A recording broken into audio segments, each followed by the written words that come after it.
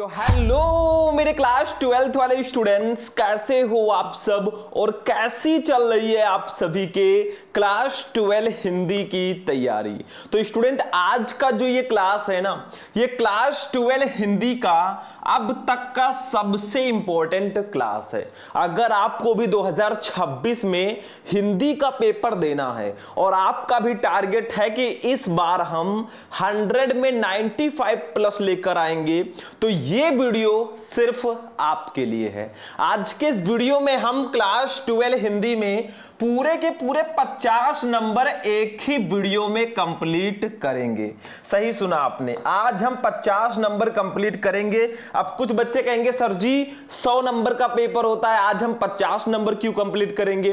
तो देखो भैया, आज हम पढ़ेंगे हिंदी का पूरा खंड का एक ही वीडियो में। देखो, आपके हिंदी का पेपर बच्चों दो खंड में होता है, एक होता है खंड का और दूसरा होता है खंड खा। 50 नंबर का खंड का रहेगा, 50 नंबर का खंड खा। तो आज हम खंड का को एक ही वीडियो में पढ़ने वाले हैं।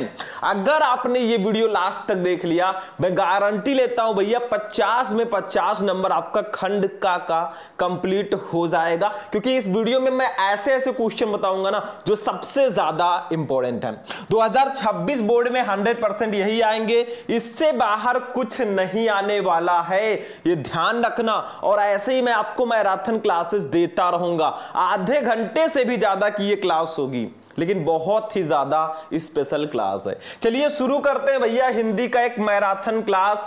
7 टॉपिक आज हम एक ही वीडियो में पढ़ेंगे, पूरे के पूरे 7 टॉपिक। सोचो, और कोई छोटे मोटे टॉपिक नहीं है। कौन कौन से टॉपिक, देखो ध्यान से।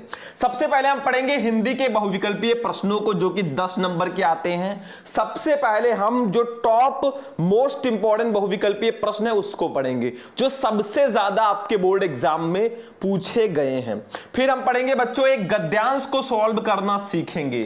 सिर्फ सॉल्व करना ही नहीं, कॉपी में लिखना कैसे वो भी हम सीखेंगे, और इसको सॉल्व करने का ट्रिक भी मैं बताऊंगा। फिर महत्वपूर्ण पद्यांश को पढ़ेंगे 10 नंबर, इसको भी सॉल्व करने का मैं तरीका बताऊंगा। कुछ बच्चे कहते हैं सर जी हमें पद्यांश में प्रॉब्लम होती है, तो काहे की प्रॉब्लम जब तक है हम, ठीक है। फिर लेखक का साहित्यिक परिचय पढ़ेंगे 5 नंबर का। एक ऐसे लेखक का साहित्यिक परिचय बताऊंगा ना बार बार आपके बोर्ड एग्जाम में आते हैं। फिर कवि का साहित्यिक परिचय पढ़ेंगे 5 नंबर का। फिर कहानी पढ़ेंगे 5 नंबर। फिर खंड काव्य पढ़ेंगे 5 नंबर। टोटल 50 नंबर के टॉपिक आज हम कंप्लीट करेंगे। तो चलिए भैया, मां सरस्वती जी का नाम लेकर स्टार्ट करते हैं। बस आप वीडियो को कर देना लाइक, चैनल पर नए हो चैनल को सब्सक्राइब कर लेना, ताकि ऐसे ही आपको क्लासेस रेगुलर मिलती रहें। तो सबसे पहले हम बात करेंगे बच्चों बहुविकल्पीय प्रश्नों की, ठीक है। टोटल 10 नंबर के आते हैं, और ये 10 नंबर अगर आपको कंप्लीट करना है ना, तो बहुविकल्पीय के कम से कम आपको 300 से 400 क्वेश्चन पढ़ने होंगे, तब ये आपका 10 नंबर बिल्कुल कंप्लीट हो जाएगा, गारंटी है। सबसे पहला क्वेश्चन देखो, प्रताप पत्रिका के संपादक कौन है? बताओ, प्रताप पत्रिका के संपादक कौन है? कोई बता सकता है?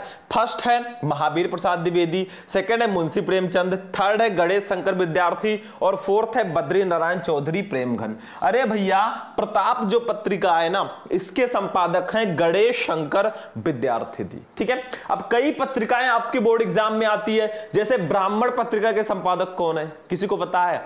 आप लोग कमेंट बॉक्स में आंसर इसका देना, ठीक है। हिंदी प्रदीप के संपादक कौन है? इसका भी आपको आंसर देना है। देखते हैं कितने बच्चे इसका सही आंसर देते हैं। बाय द वे, ये सारे क्वेश्चंस मैं आपको ऑलरेडी बता चुका हूं। हिंदी के बहुविकल्पीय प्रश्नों के 50-50 क्वेश्चन मैंने एक वीडियो में बताए हैं, ठीक है। तो उसमें मैंने ये सारे क्वेश्चन का आंसर बताया, जाकर वीडियो भी सर्च करके देख लेना। कोई भी टॉपिक हो, पीछे शुभम लेक्चरर लगा देना, आ जाएगा, ठीक है। दूसरा वाला क्वेश्चन देखो बच्चों क्या है, ध्यान से समझना एक एक क्वेश्चन को, क्योंकि इसमें जो क्वेश्चन मैंने लिए हैं ना सारे हाई रेटेड गबरू वाले हैं, 5 रेटेड वाले। देखो, किशोरी लाल गोस्वामी की रचना कौन सी है? बताओ, इसमें से कौन सी रचना है जो किशोरी लाल गोस्वामी जी की है? फर्स्ट है इंदुमती, सेकंड है नहुस, थर्ड है आलोक पर्व और फोर्थ है अपनी खबर। देखो भैया इंदुमती जो है ना, ये किशोरी लाल गोस्वामी जी की एक कहानी है और इसी को प्रथम कहानी भी माना जाता है हिंदी साहित्य का। तो इंदुमती जो है ये किशोरी लाल गोस्वामी जी की रचना है। चलो थर्ड वाले क्वेश्चन पर देखते हैं भैया। थर्ड वाला क्वेश्चन, जो दो क्वेश्चन मैंने आपसे किए हैं स्टार्टिंग में भैया ना, उसका आंसर मैं आपसे चाहता हूं, बाकी देखा जाएगा।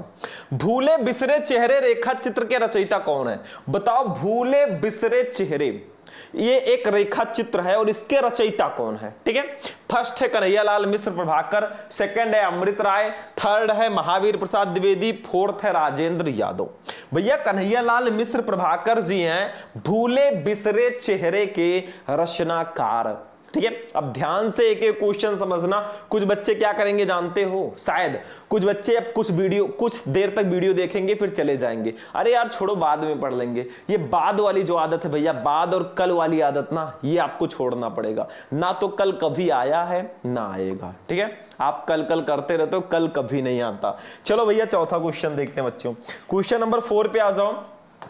शेखर एक जीवनी के लेखक कौन है? बहुत स्पेशल क्वेश्चन है। शेखर एक जीवनी, इसके लेखक कौन है? फर्स्ट है भीष्म साहनी, सेकंड है जयशंकर प्रसाद, थर्ड है सच्चिदानंद हीरानंद वात्स्यायन अज्ञेय और फोर्थ है प्रेमचंद। भैया अज्ञेय जी हैं, जो इतना बड़ा नाम आपको दिख रहा है ना, इनको शॉर्ट फॉर्म में हम अज्ञेय बोलते हैं, लेकिन इनका पूरा नाम जो है सच्चिदानंद हीरानंद वात्स्यायन अज्ञेय है। तो ये हैं हमारे शेखर एक जीवनी के लेखक। चलो बच्चों आगे बढ़ते हैं, बढ़ते चलो। अभी तो मापी है मुट्ठी भर जमी हमने, अभी तो सारा आसमान बाकी है। 5 नंबर, भारत की एकता के लेखक कौन है? अब अगर ये क्वेश्चन इसका आंसर नहीं आता ना, तो आप 12th में पढ़ रहे हो, बेकार है भैया, बेकार है, मैं तो टूट गया। तो भारत की एकता के लेखक कौन है? हरिशंकर प्रसाई, वासुदेव शरण अग्रवाल, प्रो जी सुंदर रेड्डी या डॉक्टर हजारी प्रसाद द्विवेदी। ये चारों जो लेखक आपको दिख रहे हैं ना, आपके 12th में इन चारों का चैप्टर है। ठीक है, चारों लेखक आपके 12th में हैं। तो इसके लेखक है वासुदेव शरण अग्रवाल जी। अब देखो इसमें वासुदेव शरण अग्रवाल, डॉक्टर हजारी प्रसाद द्विवेदी और हरिशंकर प्रसाई या प्रो जी सुंदर रेड्डी, इन तीनों का साहित्यिक परिचय बहुत ज्यादा पूछा जाता है मेरे भाई, तो आप ये जरूर पढ़ लेना और दूसरा ऑप्शन यहां पे सही होगा। चलो बच्चों 6 नंबर क्वेश्चन पे आ जाओ। 6 नंबर क्वेश्चन, क्या भूलूं क्या याद करूं, ये किस विधा की रचना है? बताओ, क्या भूलूं क्या याद करूं, ये किस विधा की रचना है? फर्स्ट है संस्मरण, सेकंड है डायरी, थर्ड है आत्मकथा, फोर्थ है यात्रा वृत्त। तो इसका राइट आंसर होगा आत्मकथा। क्या भूलूं क्या याद करूं जो है ना, ये आत्मकथा विधा की रचना है।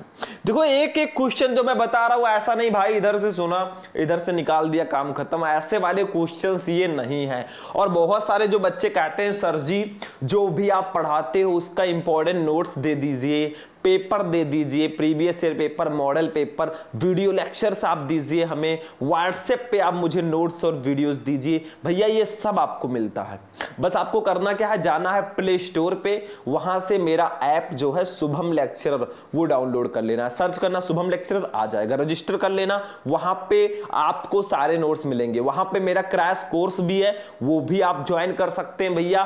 तो अगर आपको वो वाले क्वेश्चन चाहिए जो बोर्ड एग्जाम में आएंगे ही आएंगे, या वो वाले नोट्स चाहिए, पेपर चाहिए ना, तो आपको करना क्या है, सिर्फ मेरा ये नंबर है 9918332305, इस पर आप मुझे कॉल या मैसेज करके पूरा डिटेल ले सकते हैं। नंबर नोट कर लो, मैं आपको सारे के सारे नोट्स, वीडियोस, पेपर सब कुछ प्रोवाइड कराऊंगा, बस आप लोग सोचना। और क्रैश कोर्स भी मेरा है, ज्वाइन कर लोगे भाई, गारंटी है पास होने की अच्छे नंबर से।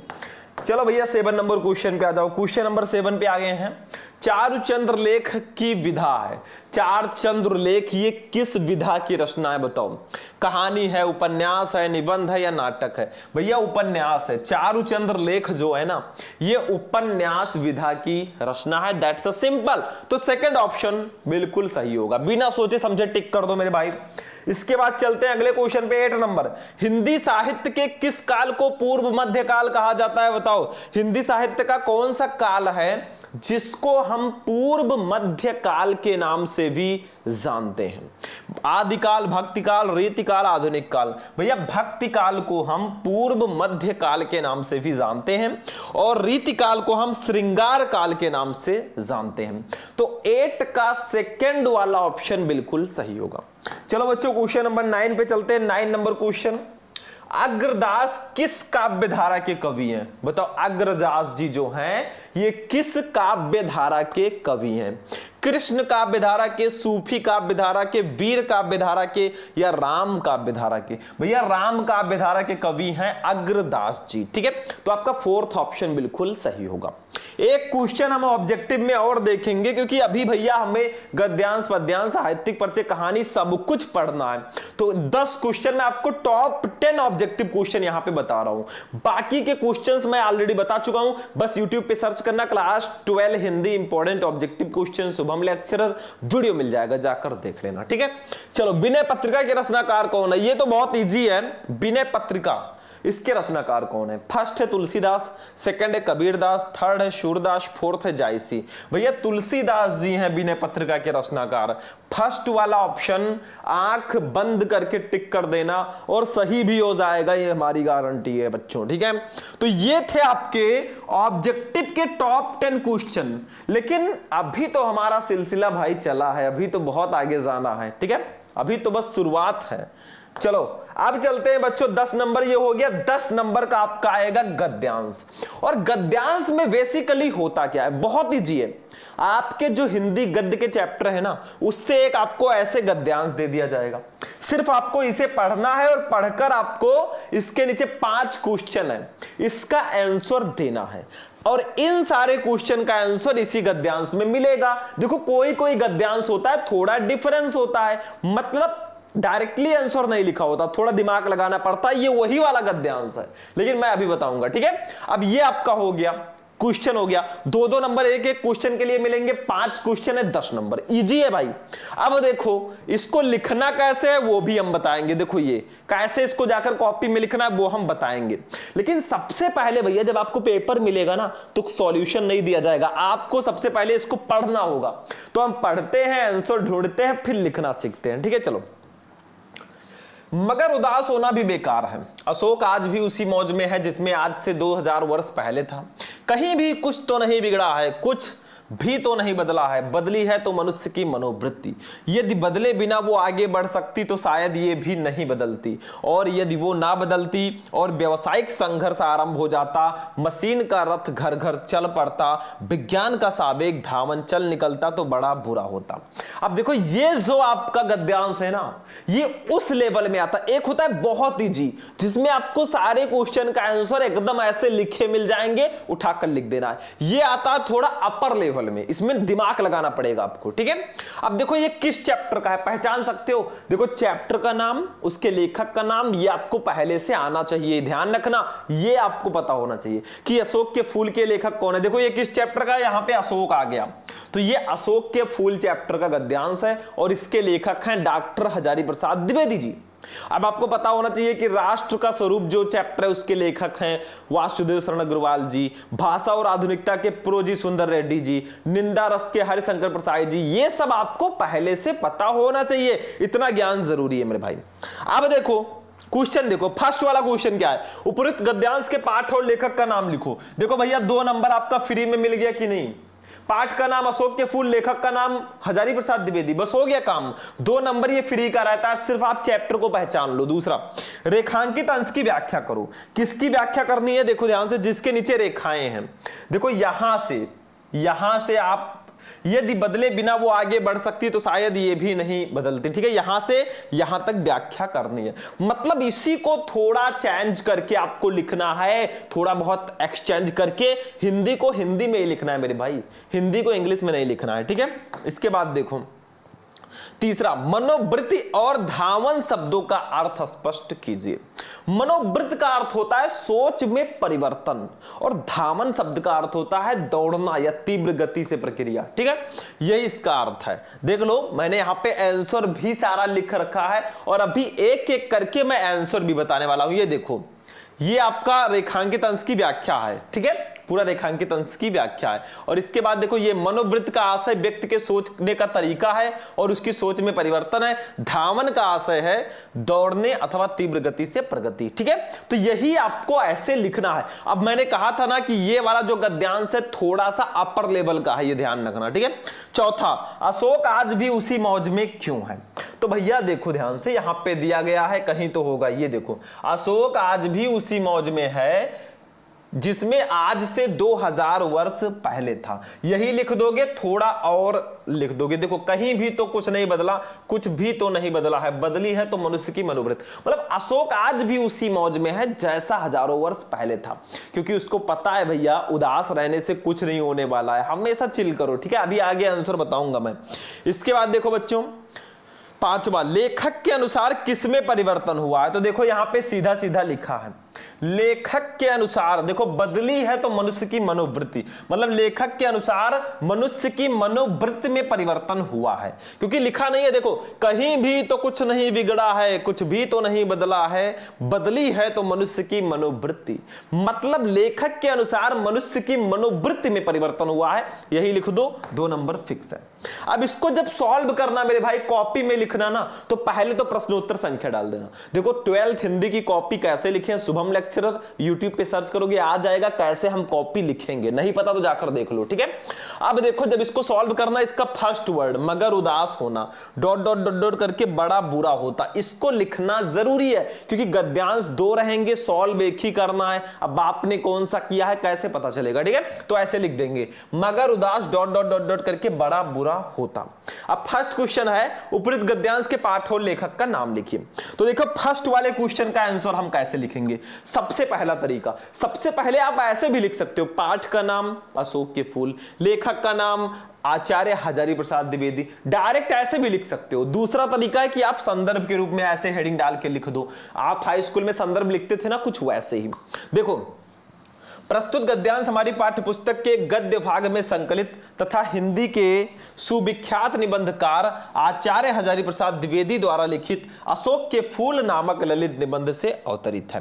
तो ये हो गया भैया लेखक का नाम, ये हो गया पाठ का नाम। इसको ब्लैक पेन से लिखिएगा और ये बाकी ब्लू से। ठीक है, और 2 नंबर हो जाएगा बच्चों ऐसे आपके नाम। ठीक है, ये देखो, बस ऐसे लिख दो, काम हो जाएगा। अभी स्क्रीनशॉट देने का मौका मैं दूंगा। ठीक है, वीडियो को लाइक करते हुए चलना। दूसरा, रेखांकित अंश की व्याख्या कीजिए। देखो, ये इतने का व्याख्या करना है। यदि बदले बिना वो आगे बढ़ सकती तो शायद ये भी नहीं बदलती, और यदि वो ना बदलती और व्यावसायिक संघर्ष आरंभ हो जाता, मशीन का रथ घर घर चल पड़ता, विज्ञान का सावेग धामन चल निकलता, तो बड़ा बुरा होता। अब इसको लिखना कैसे है, थोड़ा बहुत चेंज करके, एक्सचेंज करके। ये देखो, हेडिंग डालेंगे एक बहुत प्यारा सा, रेखांकित अंश की व्याख्या लिखेंगे। लेखक के अनुसार अशोक का वृक्ष बिना उदास हुए आज भी पूर्व की भांति मस्त एवं प्रसन्नचित है। मतलब उसी को थोड़ा डिफरेंट लिख देंगे। ठीक है, आगे देखो, उसकी प्रवृत्ति रूप स्वरूप में कोई परिवर्तन नहीं हुआ है, इसके विपरीत मनुष्य की सोच या मनोवृत्तियों में आमूल चूल परिवर्तन हुआ है। ठीक है, अभी और भी लिखना है, थोड़ा ज्यादा लाइन में लिखना, नंबर मिलने के चांसेस ज्यादा होंगे। यदि इस परिवर्तन के बिना उसका काम चल सकता तो उसकी मनोवृत्ति में कभी भी परिवर्तन नहीं होता, वो आज भी सदियों पुराने आदिमानव के समान ही होता। यदि बाद की व्यावसायिक परिस्थिति में मानव जीवन स्थिर हो जाता तो उस स्थिति में भयंकर व्यावसायिक संघर्ष होता। साथ ही यदि इसके बाद विज्ञान के मशीनीकरण पर आधारित रथ घर घर के नाद के साथ अपनी पूरी गति से दौड़ने लगता तो आज बड़ी विकट और भयावह स्थिति उत्पन्न हो जाती। भैया ऐसे लिखना है, थोड़ा बड़ा लिखिएगा। ऐसा मैं नहीं कहूंगा कि जरूरी नहीं है कि भैया यही उठाकर छाप दो, थोड़ा बहुत एक्सचेंज करके अपनी तरफ से लिख दोगे ना, नंबर मिल जाएगा। You are also a writer. ठीक है, अब चलिए अगला क्वेश्चन देखते हैं। 2 क्वेश्चन हमारे हो गए। मतलब 4 नंबर फिक्स हो गए। चलो तीसरा क्वेश्चन देखते हैं बच्चों। मनोवृत्ति और धावन शब्दों का आशय स्पष्ट कीजिए। मतलब मनोवृत्ति शब्द और धावन शब्द, इन दोनों का अर्थ क्या होता है? तो अभी मैंने बताया था वही उठाकर यहां पे भी लिख देना। देखो ये मनोवृत्ति का आशय व्यक्ति के सोचने का तरीका और उसकी सोच में परिवर्तन से है। धावन का आशय दौड़ने अथवा तीव्र गति से प्रगति की प्रक्रिया से है। बस यही होता है अर्थ। मतलब मनोवृत्ति का जो आशय है वो व्यक्ति के सोचने का तरीका और उसकी सोच में परिवर्तन से है, ठीक है। और धावन का जो अर्थ है वो दौड़ने अथवा तीव्र गति से प्रक्रिया से है। बस हो गया, 2 नंबर ये भी कंप्लीट। ऐसे ही आपको लिखना है और मैं पहले ही क्लियर कर दिया था मैंने कि भाई ये वाला जो गद्यांश है ना थोड़ा टफ लेवल का है और भी इजी होते हैं। देखो चौथा, अशोक आज भी उसी मौज में क्यों है? बताओ अशोक आज भी उसी मौज में क्यों है? तो ये भी मैं अभी बताया था आपको, ठीक है। चलो देखते हैं, ये देखो लेखक के अनुसार अशोक आज का वृक्ष आज भी उसी मौज में है जिसमें वो हजारों वर्ष पूर्व था। इसका कारण ये है कि वो उदास होकर नहीं रहना चाहता। उसे ज्ञात है कि उदास होने से किसी भी समस्या का समाधान नहीं हो सकता और ना ही पूर्व की परिस्थिति को लौटाया जा सकता है। जैसे मान लो आपकी कंडीशन बहुत अच्छी रही हो भाई, बढ़िया गाड़ी वाड़ी से चल रहे थे, अब क्या हुआ कि कंडीशन थोड़ी गड़बड़ होगी क्योंकि समय बदलते समय नहीं लगता, ठीक है। तो क्या होगा? तो क्या आप उदास होकर बैठ जाएंगे? नहीं, उदास नहीं होना है मेरे भाई, चिल करो, जो भी होगा देखा जाएगा। पहले ज्यादा में मैनेज करते थे, अब थोड़ा कम में मैनेज करो, लेकिन खुशी नहीं जानी चाहिए भाई, चेहरे की खुशी, ठीक है। तो 2 नंबर ये भी आपका कंप्लीट हो चुका है। एक लास्ट क्वेश्चन हमारा जो होगा बच्चों, यानी कि 5 नंबर क्वेश्चन देखो, लेखक के अनुसार किसमें परिवर्तन हुआ है? मतलब लेखक के अनुसार जो है किसमें परिवर्तन हुआ है? तो देखो लेखक के अनुसार मनुष्य की मनोवृत्ति अथवा उसकी सोच में परिवर्तन हुआ है। ये 2 नंबर आपके कंप्लीट हो गए और ऐसे एग्जामिनर आपको देगा, देखो ये 10/10 ऐसे नंबर आपको देगा, एक भी नंबर वो काटेगा ही नहीं। अगर तरीका आपका अच्छा है भाई फिर आप चिल करो, कोई दिक्कत नहीं है। चलो ये गद्यांश भी हो गया, इसका स्क्रीनशॉट आप लोग ले सकते हो, ठीक है, साइड में हूं।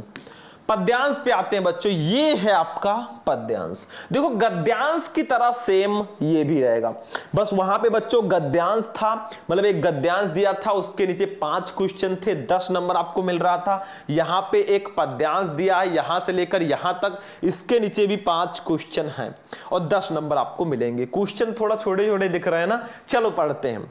अब ये वाला जो पद्यांश है ना, ये कैकेयी का अनुताप चैप्टर का पद्यांश है और इसके कवि है मैथिली शरण गुप्त जी। देखो ध्यान से, मतलब यहां पे हुआ क्या है, जैसे कैकेयी जी ने श्री राम जी को 14 वर्ष का वनवास भिजवाया था, सबको पता है, ताकि उसके जो पुत्र थे भरत जी, उनको राज्य मिल सके, ठीक। तो वही अब कैकेयी जी अनुताप कर रही हैं और वो कह रही हैं, देखो कैकेयी जी, भरत जी और अयोध्यावासी सब राम जी के पास गए हैं उनकी कुटिया में। क्या कहती हैं कैकेयी जी? देखो, कहते आते थे यही अभी नरदेही, माता न कुमाता पुत्र कुपुत्र भले ही। मतलब कहते आते थे अभी तक यही नरदेही, मतलब लोग अभी तक यही कहते आते थे, माता न कुमाता पुत्र कुपुत्र भले ही। मतलब माता कुमाता नहीं हो सकती, पुत्र भले ही कुपुत्र हो जाए। मतलब माता बुरी नहीं हो सकती, पुत्र भले ही बुरा हो जाए। अब देखो क्या कह रही है कैकेयी जी, अब कहे सभी ये हाय विरुद्ध विधाता, है पुत्र पुत्र ही रहे कुमाता माता। मतलब अब कहेंगे सभी ये हाय विरुद्ध विधाता, है पुत्र पुत्र तो पुत्र ही है लेकिन माता कुमाता हो गई है। मतलब अब वो कहती है कि अब लोग यही कहेंगे कि पुत्र तो पुत्र ही है लेकिन माता कुमाता हो गई है, माता बुरी हो गई है, ठीक है। फिर देखो वो कहती है भरत को संबोधित करते हुए, बस मैंने इसका वाह मात्र ही देखा, मतलब बस मैंने इसका बाहरी शरीर ही देखा, दृढ़ हृदय ना देखा। मतलब इसके दृढ़ हृदय को नहीं देखा, मृदुल गात्र ही देखा। मृदुल का मतलब होता है कोमल, गात्र का मतलब होता है शरीर ही देखा। कैकेयी जी कहते हैं बस मैंने इसके बाहरी स्वरूप को ही देखा, इसके दृढ़ हृदय को नहीं देखा और इसके कोमल शरीर को नहीं देखा। वो कहती है परमार्थ ना देखा, मतलब परमार्थ, दूसरों का हित मैंने नहीं देखा, पूर्ण स्वार्थ ही साधा, मैंने पूर्ण स्वार्थ वृत्त काम किया, इस कारण ही तो हाय आज ये बाधा, और इसी कारण तो हाय ये बाधा आज उत्पन्न हुई है। ठीक है, आगे देखो वो कहती हैं, युग युग तक चलती रहे कठोर कहानी, युगों युगों तक ये कहानी चलती रहेगी। रघुकुल में भी थी एक अभागिन रानी, कि रघुकुल में भी एक ऐसी अभागिन रानी थी, निज जन्म जन्म में सुने जीव या मेरा, कि जन्म जन्मांतर तक मेरे जीव यही सुनते रहे। धिक्कार उसे था महास्वार्थ ने घेरा, कि उस रघुकुल की रानी को धिक्कार है जिसने महास्वार्थ, जिसको महास्वार्थ ने घेर कर ऐसे अनुचित कर्म कराए। तो कैकेयी जी अपना प्रायश्चित कर चुकी हैं, अब हम अपना प्रायश्चित करते हैं। फर्स्ट क्वेश्चन क्या है देखो, उपरोक्त पद्यांश के शीर्षक और कवि का नाम लिखिए। भाई शीर्षक का नाम कैकेयी का अनुताप, कवि का नाम मैथिली शरण गुप्त। दूसरा, रेखांकित अंश की व्याख्या कीजिए, आपको इनकी व्याख्या करनी है जो 2 लाइनें ऊपर की हैं। ठीक है, अभी करेंगे। तीसरा, पद्यांश के अनुसार आज तक लोग क्या कहते आए हैं। तो पद्यांश के अनुसार आज तक लोग यही कहते आए हैं कि माता कुमाता, पुत्र भले ही कुपुत्र हो जाए लेकिन माता कुमाता नहीं हो सकती, बस यही लिख दो। चौथा, किसने प्रायश्चित किया है कि मैंने पुत्र का कोमल शरीर ही देखा, उसका दृढ़ हृदय नहीं देखा। तो कैकेयी जी ने प्रायश्चित किया है कि मैंने पुत्र का केवल कोमल शरीर ही देखा, उसका दृढ़ हृदय नहीं देखा। एक चीज मैं और बता देना चाहता हूं भाई, पद्यांश में अगर आपको हिंदी मीनिंग पता होगा तब आप इसका आंसर आसानी से कर पाएंगे, हिंदी मीनिंग नहीं पता होगा तो थोड़ा प्रॉब्लम होगा। ये गद्यांश नहीं है कि डायरेक्ट आंसर मिल जाएगा। ठीक है। पांचवा, इन पंक्तियों में कैकेयी को किस बात पर पश्चाताप हो रहा है। इन पंक्तियों में कैकेयी जी को अपने ऊपर लगे निष्कलंक को लेकर पश्चाताप हो रहा है कि लोग मुझे यही कहेंगे भाई। ठीक है, चलो अब एक एक का आंसर देखते हैं। जब भी इसको सॉल्व करना ऐसे लिख देना, कहते आते थे और महास्वार्थ ने घेरा। देखो ऐसे लिख देंगे, कहते आते थे डॉट डॉट डॉट डॉट महास्वार्थ ने घेरा। अब एक एक का आंसर लिखेंगे। फर्स्ट क्वेश्चन है, उपरोक्त पद्यांश के शीर्षक और कवि का नाम लिखिए। तो आप डायरेक्टली भी लिख सकते हो भाई, शीर्षक का नाम कैकेयी का अनुताप, कवि का नाम मैथिली शरण गुप्त, बट हम एज अ संदर्भ लिखेंगे। वही सेम प्रोसेस, दोनों सही है, आपको कैसा भी लिख सकते हैं, नो प्रॉब्लम। ठीक है, वो आपके लिए थोड़ा इजी रहेगा। ठीक है, देखो, प्रस्तुत पद्यांश श्री मैथिली शरण गुप्त द्वारा रचित साकेत महाकाव्य से हमारी पाठ्य पुस्तक के पद्य भाग में संकलित कैकेयी का अनुताप शीर्षक काव्यांश से अवतरित है। देखो, मैथिली शरण गुप्त जी का एक बहुत ही फेमस महाकाव्य है साकेत। तो ये जो रचना ली गई है ना, साकेत से ही लिया गया, उसका छोटा सा पार्ट है। तो जिसके नीचे मैंने अंडरलाइन किया है वो सब ब्लैक से आप लिखिएगा, बाकी ब्लू से। तो ये 2 नंबर भैया आपका कंप्लीट हो चुका है। दूसरा क्वेश्चन देखो, रेखांकित अंश की व्याख्या कीजिए, मतलब इसकी व्याख्या करनी है। कहते आते थे यही अभी नरदेही, माता न कुमाता पुत्र कुपुत्र भले ही। अब इसकी हम लोग अपनी भाषा में व्याख्या करेंगे। अभी मैंने बताया ही था, देखो ऐसे लिख दो, रेखांकित अंश की व्याख्या हेडिंग डालो, प्यारा सा लिखो।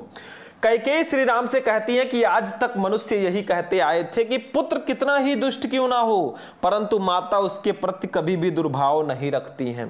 अब तो मेरे चरित्र के कारण लोगों का इस उक्त पर से विश्वास हट जाएगा और संसार के लोग यही कहा करेंगे कि माता दुष्टतापूर्ण व्यवहार कर सकती है, परंतु पुत्र कभी कुपुत्र नहीं हो सकता। बस यही लिख दो मेरे भाई, काम हो जाएगा।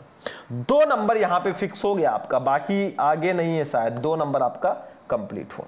आगे है कि नहीं है? नहीं, आगे नहीं है। अब तीसरा वाला क्वेश्चन हम लोग देखेंगे। देखो, पद्यांश के अनुसार आज तक लोग क्या कहते आए हैं, तो ये भी मैंने बता दिया। देखो तीसरा, पद्यांश के अनुसार आज तक लोग यही कहते आए हैं कि पुत्र कुपुत्र हो सकता है परंतु माता कुमाता नहीं हो सकती। बस ये 2 नंबर आपका ये भी कंप्लीट हो गया। चलो बेटा, 2-2 नंबर हो रहा है, बाकी इजी है दोनों तीनों क्वेश्चन। देखो, किसने प्रायश्चित किया है कि मैंने पुत्र का कोमल शरीर ही देखा, उसका दृढ़ हृदय नहीं देखा। तो देखो भैया, कैकेयी ने प्रायश्चित किया है कि मैंने पुत्र का कोमल शरीर ही देखा, उसका दृढ़ हृदय नहीं देखा। बस ये सब हलवा वाले क्वेश्चन है, ऐसे ऐसे उठाकर खा जाओ, काम खत्म है। अगला क्वेश्चन भाई 5 नंबर पे आ जाते हैं, लास्ट क्वेश्चन होगा। इन पंक्तियों में कैकेयी को किस बात पर पश्चाताप हो रहा है? बताओ, इन पंक्तियों में कैकेयी जी को किस बात पर पश्चाताप हो रहा है? तो ये देखो इसका आंसर। इन पंक्तियों में कैकेयी को अपने ऊपर लगने वाले कलंक और पुत्र की प्रवृत्ति को ना पहचान पाने का पश्चाताप हो रहा है। बस हो गया मेरे भाई, 5 क्वेश्चन का आंसर दे दिया। ये देखो, रेड पेन लिया एग्जामिनर ने और ऐसे आपको नंबर भी दे दिया। एक नंबर नहीं कटेगा मेरे भाई, बस थोड़ा सा चीजों को समझो। तो हमने बहुविकल्पीय प्रश्न, गद्यांश, पद्यांश 30 नंबर कंप्लीट कर लिए, 10 नंबर। अब हम चलेंगे साहित्यिक परिचय पे। सबसे पहले हम देखेंगे बच्चों किसी एक इंपॉर्टेंट लेखक का साहित्यिक परिचय। चलिए देखते हैं। तो देखिए स्टूडेंट, लेखकों में आज हमने लिया है प्रो जी सुंदर रेड्डी जी का साहित्यिक परिचय। देखो आपके 12th में 3 साहित्यिक परिचय जो है बहुत इंपॉर्टेंट है। एक वासुदेव शरण अग्रवाल जी का, एक आचार्य हजारी प्रसाद द्विवेदी जी का, और एक प्रो जी सुंदर रेड्डी जी का। अब वासुदेव शरण अग्रवाल, हजारी प्रसाद द्विवेदी, इनका मैंने आपको पहले ही साहित्यिक परिचय बता रखा है। आप लोग सर्च करना यूट्यूब पे क्लास 12 हिंदी इंपॉर्टेंट साहित्यिक परिचय शुभम लेक्चरर, आपको वीडियो मिल जाएगा, जाकर देख लेना, ठीक है। तो आज हम प्रो जी सुंदर रेड्डी जी का साहित्यिक परिचय पढ़ेंगे।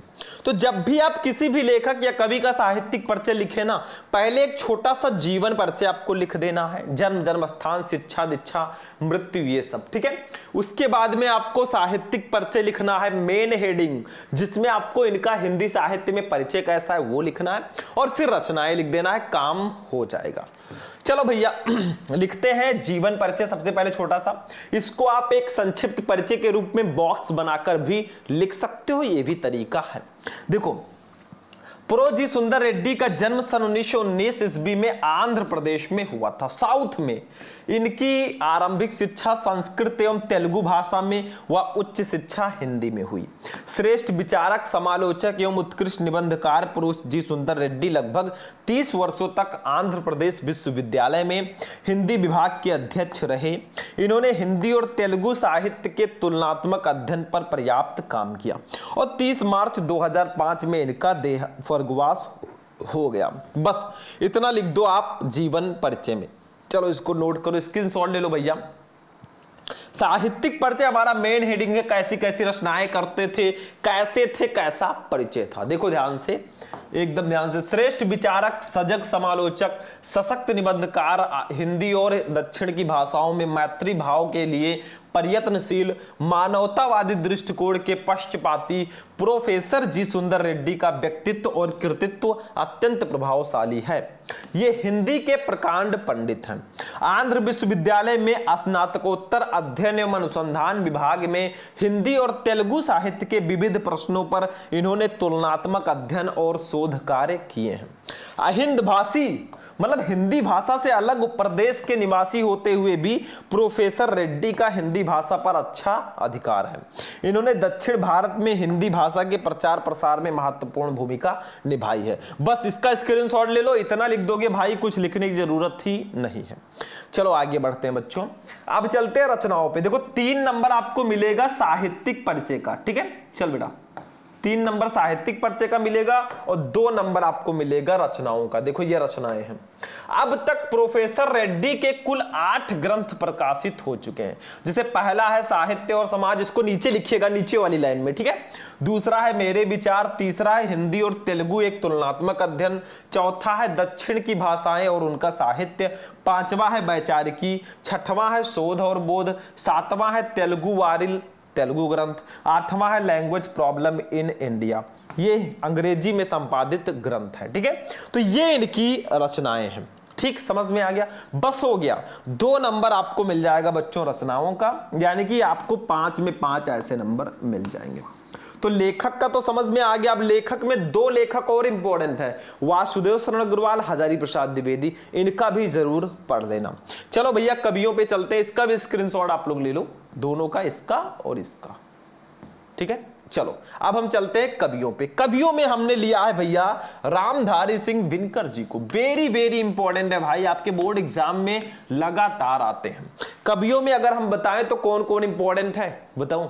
मैथिली शरण गुप्त, रामधारी सिंह दिनकर, सुमित्रानंदन पंत और महादेवी वर्मा या जयशंकर प्रसाद में से एक पढ़ लेना, इन्हीं में से आएगा भाई, गारंटी है। तो आज हम रामधारी सिंह दिनकर जी का पढ़ेंगे। पहले जीवन परिचय समझ लो, वही सेम प्रोसेस। देखो, श्री रामधारी सिंह दिनकर का जन्म 30 सितंबर 1908 ईस्वी में जिला मुंगेर बिहार के सिमरिया नामक ग्राम में हुआ था। इनके पिता का नाम श्री रवि सिंह और माता का नाम श्रीमती मनरूप देवी था। इनकी प्रारंभिक शिक्षा गांव की ही पाठशाला में हुई और इनका स्वर्गवास 24 अप्रैल 1974 ईस्वी को मद्रास चेन्नई में हो गया। तो ये हो गया बच्चों इनका जीवन परिचय छोटा सा, ठीक है। बाकी अगला हेडिंग हमारा रहेगा वो रहेगा साहित्यिक परिचय। ये देखो साहित्यिक परिचय, इसमें क्या लिखना है, वही चीजें जो मैंने बताई थी। देखो दिनकर जी की सबसे प्रमुख विशेषता उनकी परिवर्तनकारी सोच रही है। उनकी कविता का उद्भव छायावाद युग में हुआ और वो प्रगतिवाद, प्रयोगवाद, नई कविता आदि युगों से होकर गुजरी। इस दीर्घ काल में जो आरंभ से अंत तक उनके काव्य में रही वो है उनका राष्ट्रीय स्वर। दिनकर जी राष्ट्रीय भावनाओं के ओजस्वी गायक रहे हैं। इन्होंने देशानुराग की भावना से ओतप्रोत, पीड़ितों के प्रति सहानुभूति की भावना से परिपूर्ण तथा क्रांति की भावना जगाने वाली रचनाएं लिखी हैं। बस इतना लिख दो साहित्यिक परिचय में बच्चों, 3 नंबर आपका फिक्स हो जाएगा। स्क्रीनशॉट ले लो इसका फटाफट, ठीक। साहित्यिक परिचय हो गया, रचनाओं को देख लेते हैं। अब रचनाएं देख लो, 2 नंबर आपको दिलाएंगे। दिनकर जी की रचनाएं निम्न है, बहुत फेमस रचनाएं हैं। जैसे काव्य रचना में इन्होंने रेणुका, हुंकार, कुरुक्षेत्र, उर्वशी, ये इनकी काव्य की रचनाएं हैं। कविता संग्रह में अगर देखा जाए तो रसवंती, द्वंद्व गीत, सामधेनी, बापू, इतिहास के आंसू, धूप और धुआं, नीम के पत्ते, नील कुसुम, चक्रवाल, कविश्री, सीपी और शंख, परशुराम की प्रतीक्षा, स्मृत तिलक, हारे को हरिनाम आदि, ये इनकी कविता वाली रचना, यही फेमस रचनाएं हैं। और ये ऊपर जो है काव्य रचना बहुत फेमस है, सारी रचनाएं। बाल साहित्य में धूप छां, मिर्च का मजा, सूरज के ब्याह, ये इनकी बाल साहित्य की रचना है। 2 नंबर यहाँ पे भी कंप्लीट, यानी कि 3 साहित्यिक परिचय का, 2 इसका, 5 में 5 आपको यहाँ पर भी मिलेगा। हो गया भैया, कवि का भी साहित्यिक परिचय हो गया। बाकी जो इंपॉर्टेंट है मैंने बता दिया, उनको पढ़ लेना। चलो अब चलते हैं कहानी पे। 5 10 नंबर यहां पे भी कंप्लीट हुआ। अब कहानी चलते हैं, देखते हैं भैया। आज हम पढ़ेंगे पंचलाइट कहानी का सारांश। देखो भैया कहानी में मैं बता देता हूं कौन कौन से इंपॉर्टेंट है, वही पढ़ लो, वही आएगा। ये 100% फिक्स होता है। साहित्यिक परिचय और कहानी ये 100% फिक्स वाले टॉपिक हैं। तो आप पंचलाइट, बहादुर और लाठी, इन 3 कहानियों को पढ़ लो। इसका आप सारांश और उद्देश्य दोनों पढ़ लो, आपका 5 नंबर कोई काट ही नहीं सकता, ये मैं गारंटी लेता हूं। ऐसे लिख कर दे दूंगा स्टाम्प पेपर पे। तो आज हम पढ़ेंगे पंचलाइट कहानी का सारांश। बेसिकली हम ऐसे पढ़ेंगे डायरेक्टली, क्योंकि इसको मैं डिटेल वीडियो में पहले भी दे चुका हूं और आगे भी दे दूंगा, टेंशन मत लेना। देखो पंचलाइट रेणु जी की, रेणु का मतलब फणीश्वर नाथ रेणु जी की आंचलिक कहानी है। कहानी में बिहार के एक पिछड़े गांव के परिवेश का सुंदर चित्रण प्रस्तुत किया गया है। महतो टोली, एक बिहार में क्या है, महतो टोली है, उसमें अशिक्षित लोग हैं, मतलब कुछ अनएजुकेटेड लोग हैं, कम पढ़े लिखे, अब बिल्कुल नहीं पढ़े लिखे। उन्होंने रामनवमी के मेले से पेट्रोमैक्स खरीदा, जिसे वे पंचलाइट कहते हैं। मतलब हुआ क्या, रामनवमी का मेला आया और उन्होंने पेट्रोमैक्स खरीदा, जिसको वो पंचलाइट कहते हैं। लालटेन आपने सुना है, पहले चलता था, शायद आपने नहीं देखा हो, चलो उसी को कहते हैं। पंचलाइट को ये सीधे साधे लोग सम्मान की चीज समझते हैं। आप यूट्यूब, गूगल पे सर्च कर लेना पंचलाइट फोटो, आपको दिख जाएगा क्या होता है पंचलाइट, ठीक है। पंचलाइट को देखने के लिए टोली के सभी बालक, औरतें और मर्द इकट्ठा हो जाते हैं। मतलब पंचलाइट को देखने के लिए ना टोली के सभी बालक, औरतें और मर्द सब इकट्ठा हो जाते हैं। बताओ, एक पंचलाइट को देखने के लिए। और आज जमाना कितना बदल गया है। अगर आप एक बाइक लेकर आते हैं या कोई गाड़ी लेकर आते हैं ना, कोई देखने नहीं आएगा आसपास का, इतने लोग बिजी हो गए हैं। और पहले देखो इतने लोग इकट्ठा हो गए। फिर होता क्या है, सरदार अपनी पत्नी को आदेश देता है कि शुभ कार्य को करने से पहले वो पूजा पाठ का प्रबंध कर ले। मतलब पंचलाइट लेकर आए हैं ना, तो ऐसा लग रहा है भैया फॉर्चूनर ले आए हो। मतलब पूजा पाठ, लोग गांव वाले इकट्ठा हो गए। यही होता है पिछड़े गांव, मतलब ये लोग क्या है ना, पिछड़े गांव से हैं।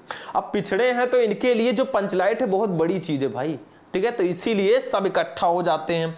जो सरदार है वो भी अपनी पत्नी को आदेश देता है कि शुभ कार्य करने से पहले कुछ पूजा पाठ हो जाए भाई, ठीक है। क्योंकि हम लोग जब, आप ही सोच लीजिए, जब कुछ भी लेकर आते हैं, कोई भी वस्तु लेकर आते हैं बढ़िया वाली, तो पूजा पाठ करते हैं, ठीक है, ताकि शुभ रहे सारी चीजें। आगे देखो होता क्या है, सभी लोग उत्साहित है, सब खूब खुश हैं, परंतु समस्या ये उठती है कि पंचलाइट कौन जलाएगा भाई। मतलब वो इतने अशिक्षित है ना, इतने कम पढ़े लिखे हैं, मतलब कुछ भी नहीं पढ़े लिखे हैं। अब वो लोग सोचते हैं आखिर पंचलाइट को जलाएगा कौन, लेकर तो आ गए सब मिलकर, लेकिन जलाना किसी को आता नहीं है। होता क्या है, अब होगी हीरो की एंट्री भाई, जो इस कहानी के हीरो हैं। सीधे साधे लोग पेट्रोमैक्स को जलाना भी नहीं जानते। ये कहानी का एक पार्ट हो गया। अब देखो इस टोली में गोधन नाम का एक युवक है। देखो इसी टोली में एक गोधन नाम का लड़का है जिसको थोड़ी बहुत जानकारी है और वो पंचलाइट को आसानी से जला सकता है। मतलब थोड़ा एडवांस है, हर एक क्षेत्र में कोई ना कोई एडवांस बच्चा होता ही होता है, जैसे आप हो। वो गांव की मुनरी नामक एक युवती से प्रेम करता है। अब चूंकि वो लड़का है भैया, तो लड़का है तो मन भटक गया और वो गांव की ही मुनरी नाम की एक लड़की से प्रेम करता है। होता क्या है भाई कि अब होगा क्या, देखो मुनरी की मां ने पंचों से गोधन की शिकायत की थी कि वो उसके घर के सामने से सिनेमा का गाना गाकर निकलता है।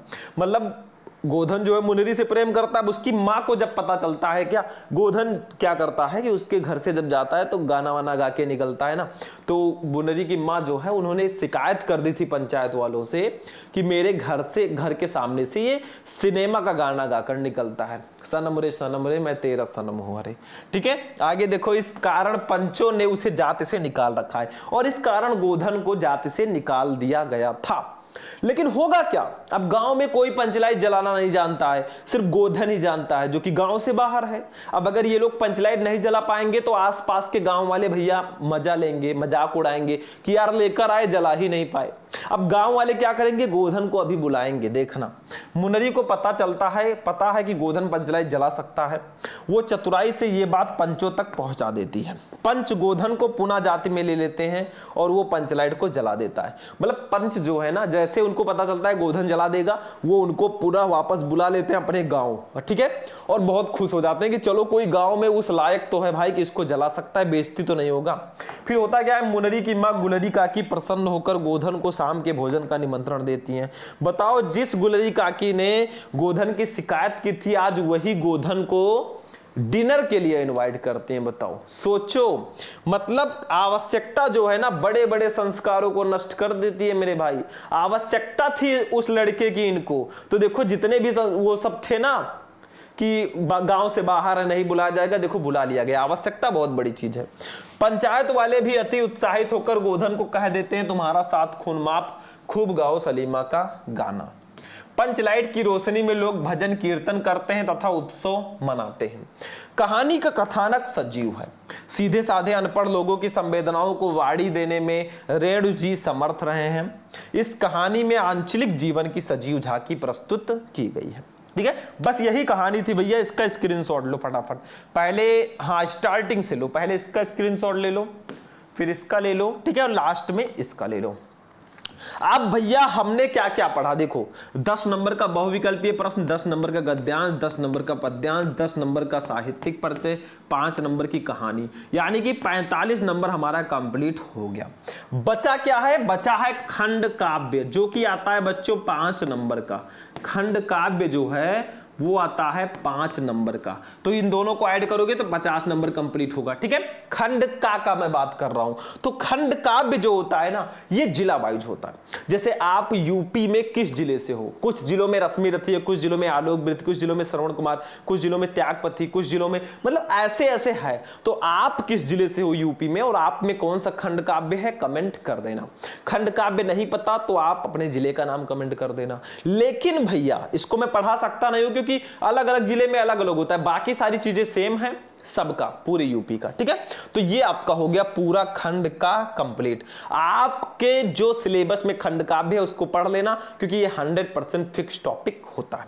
चले खंड खा पे चलें। तो स्टूडेंट आज का जो हमारा क्लास है फाइनली यही फिनिश होगा। मैंने आपको बताया था पूरा खंड का हम एक ही वीडियो में आज पढ़ेंगे, और हमने पढ़ा भी।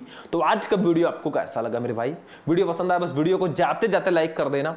चैनल पर नए हो तो चैनल को सब्सक्राइब कर लेना। चलते हैं भैया, फिर मिलेंगे हम किसी नेक्स्ट वीडियो में नेक्स्ट टॉपिक के साथ। तब तक के लिए जय हिंद।